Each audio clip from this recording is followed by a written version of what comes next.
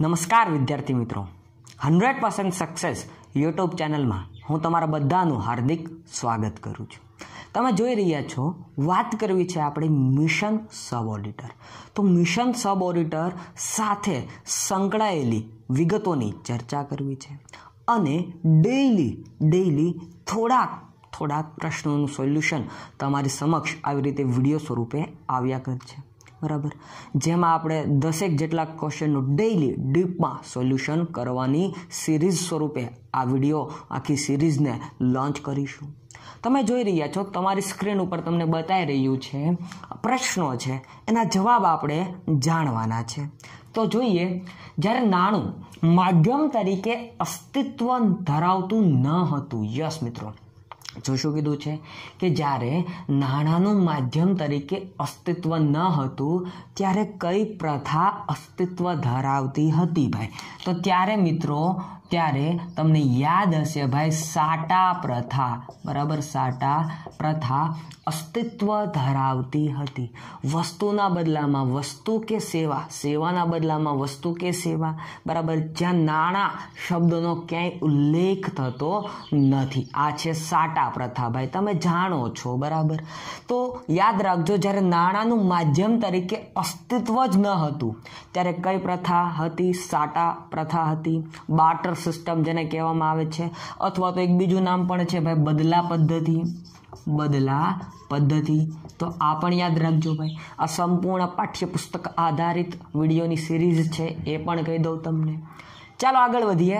ભારતના આર્થિક ઇતિહાસકાર ખાલી જગ્યાનો અર્થશાસ્ત્રનો ઉલ્લેખ હિસાબી પદ્ધતિનું અસ્તિત્વ અને મહત્વ સમજાવે છે. યસ મિત્રો, જ્યારે ભારતીય આર્થિક ઇતિહાસકારોની વાત થાય તો આપણે એક નામ કેમ ભૂલાય, અને એ છે, તમે જાણો છો ભાઈ, કૌટિલ્ય. બરાબર, કૌટિલ્ય, ચાણક્ય, વિષ્ણુગુપ્ત, આ બધા એના બીજા નામ છે ભાઈ. બરાબર, તો તમને આવું કીધું છે કે ભારતના આર્થિક ઇતિહાસકાર કૌટિલ્યના અર્થશાસ્ત્રનો ઉલ્લેખ હિસાબી પદ્ધતિનું અસ્તિત્વ અને મહત્વ સમજાવે છે. યસ મિત્રો, કૌટિલ્યનું પુસ્તક છે અર્થશાસ્ત્ર, ઇકોનોમિક્સ. બરાબર, આ પુસ્તકમાં એણે હિસાબી પદ્ધતિ વિશેની પણ ચર્ચા કરેલી છે ભાઈ. તો તમને ખ્યાલ જ હશે ભાઈ, અર્થશાસ્ત્ર પુસ્તક કોનું છે, પ્રશ્ન પૂછાઈ ચૂકેલો છે. બરાબર ને, હવે મારે એને કંઈ બહુ ડીપમાં લઈ જવાનો હોય નહીં.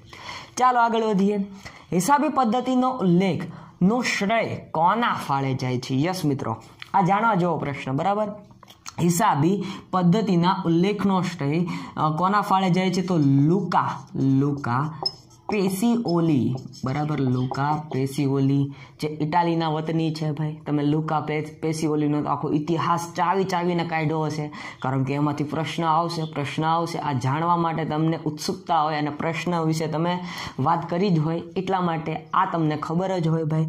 હિસાબી પદ્ધતિનો ઉલ્લેખનો શ્રેય કોના ફાળે જાય? તો લુકા પેસિઓલીના ફાળે જાય. બરાબર, તમે લુકા પેસિઓલીને તો ઓળખો જ છો, દ્વિનોંધી નામા પદ્ધતિના જનક જેને ગણવામાં આવે છે, એ છે આ લુકા પેસિઓલી. હકીકતે એ તો મેથેમેટિશિયન હતા, મતલબ કે ગણિતશાસ્ત્રી હતા, છતાં એણે અકાઉન્ટના નિયમો આપ્યા. એ પણ ડબલ એન્ટ્રી સિસ્ટમ આવે તે ઉધાર, જાય તે જમા, લેનાર ખાતે ઉધારો, આપનાર ખાતે જમા કરો, નુકસાન કે ખર્ચને ઉધારો, પછી આવક લાભને જમા કરો. તો આ જે 3 નિયમો તમે ભણો છો એ આની દેન છે ભાઈ. બરાબર ને, યાદ હશે તમને, દ્વિનોંધી નામા પદ્ધતિના જનક લુકા પેસિઓલી. ત્યારબાદ મિત્રો, તાજેતરમાં એક્ઝામ લેવાની, એમાં આ ફૂલ ફોર્મ પૂછાઈ ગયું. બરાબર, આ ફૂલ ફોર્મ પૂછાઈ ગયું અને ઘણા લોકોને તકલીફ પડી ગઈ હતી ભાઈ. AAA, આનું ફૂલ ફોર્મ શું થાય? American accounting association. ફરીવાર ભાઈ, અમેરિકન અકાઉન્ટિંગ એસોસિએશન. ભાઈ સ્પેલિંગ સહિત લખી નાખ્યું, મારાથી મિસ્ટેક થાય, મને નથી આવડતું એટલે ઇંગ્લિશ. બરાબર, એટલે મેં સ્પેલિંગ સહિત પહેલાથી જ લખી દીધું ભાઈ. અમેરિકન અકાઉન્ટિંગ એસોસિએશન, યાદ રાખજો ભાઈ, પૂછાઈ ગયેલું છે.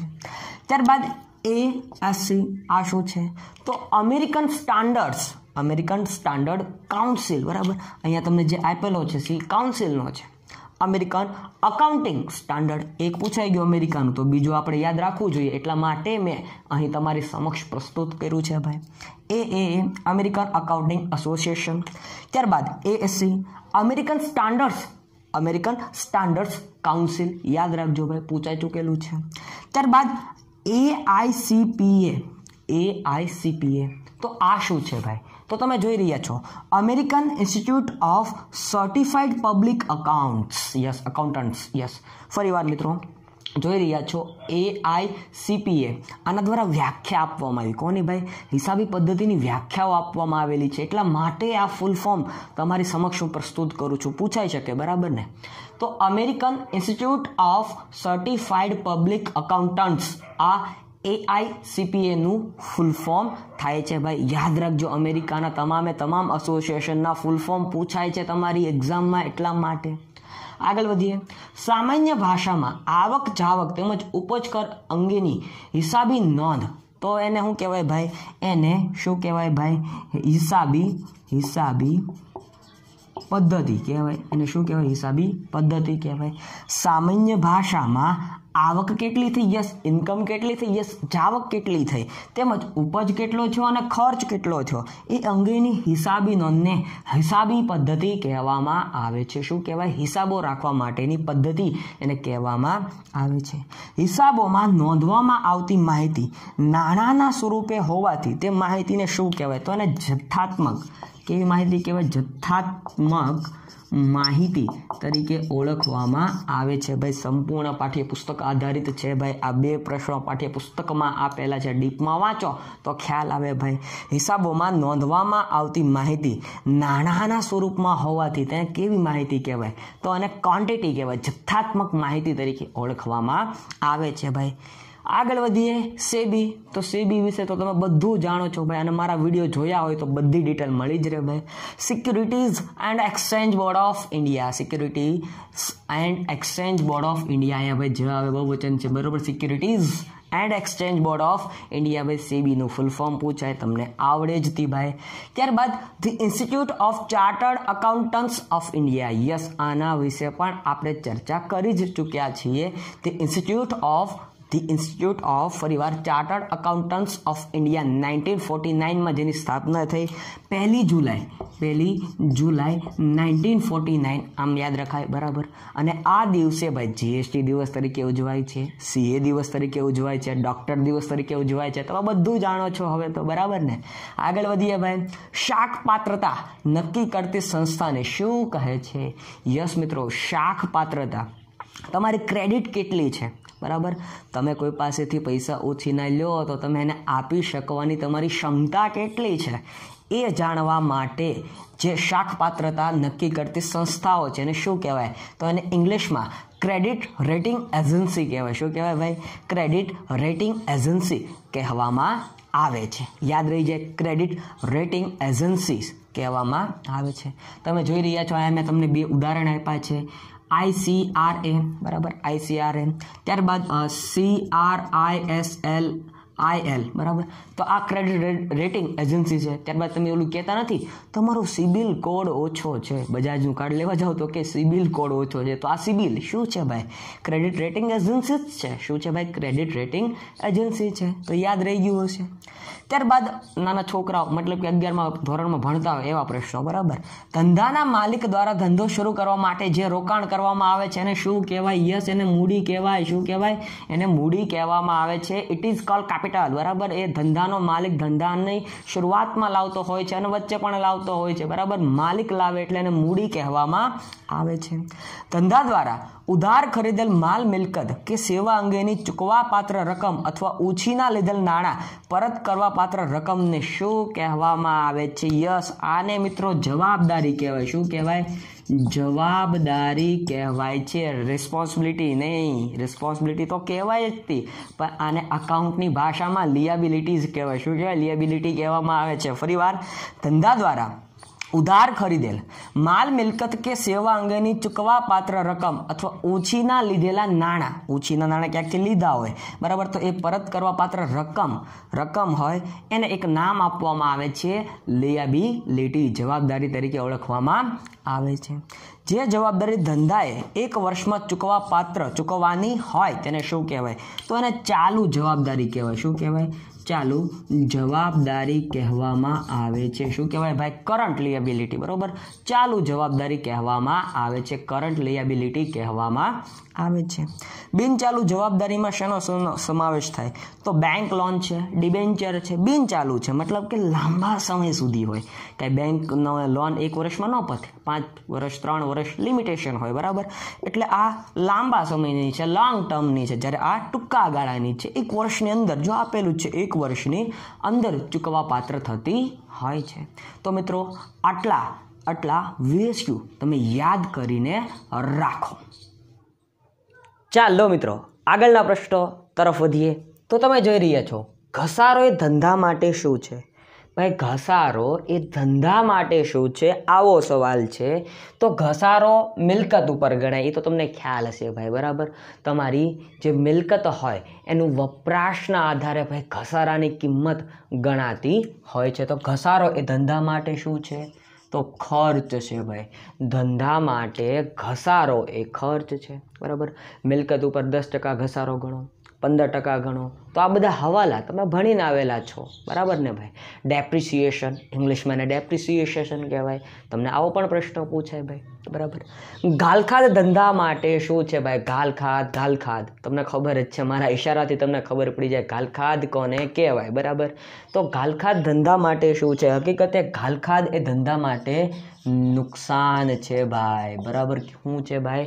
ગાલખાદ એ ધંધા માટે શું કહેવાય? તો ગાલખાદ ધંધા માટે નુકસાન છે. દેશીનામા પદ્ધતિનો ઉપયોગ કોણ કરે? ભાઈ દેશીનામા પદ્ધતિનો ઉપયોગ વ્યક્તિગત માલિકીના, બરાબર, વ્યક્તિગત માલિકીના જે નાના ધંધાઓ હોય એ કરતા હોય, અથવા ભાગીદારી પેઢી પણ જો બની શકે તો કરતી હોય છે. વ્યક્તિગત એકાંકી પેઢી જેને કહેવામાં આવે છે, એ લોકો દેશીનામા પદ્ધતિનો યુઝ કરતા હોય છે. ત્યારબાદ ભાગીદારી પેઢી પણ દેશીનામા પદ્ધતિનો યુઝ કરતી હોય છે. બની શકે ન પણ કરે, પરંતુ આ બે ઓપ્શનમાંથી કોઈ એક ઓપ્શન હોય તો તમારો જવાબ સાચો ઠરે છે. ત્યારબાદ ધંધાના વ્યવહારોના પ્રથમ તબક્કાને શું કહેવામાં આવે છે? યસ, ધંધાના વ્યવહારોનો પ્રથમ તબક્કો એટલે વાઉચર ભાઈ. વાઉચર, બિલ, જેને તમે બિલ કહો છો. બરાબર ને? તો ધંધાના વ્યવહારોનો પ્રથમ તબક્કો, ફર્સ્ટ, બરાબર, ફર્સ્ટ સ્ટેપ, પ્રથમ તબક્કો કયો છે ભાઈ? વાઉચર છે. શું છે ભાઈ? વાઉચર છે. તમને યાદ રહી જાય. ખાલી જગ્યાની મદદથી આર્થિક વિકાસ શક્ય બને છે. તો કુદરતી ભાઈ, કુદરતી સંસાધનની મદદથી શું બને છે? તો આર્થિક વિકાસ શક્ય બને છે. યાદ રહી જાય એવો પોઈન્ટ છે ભાઈ.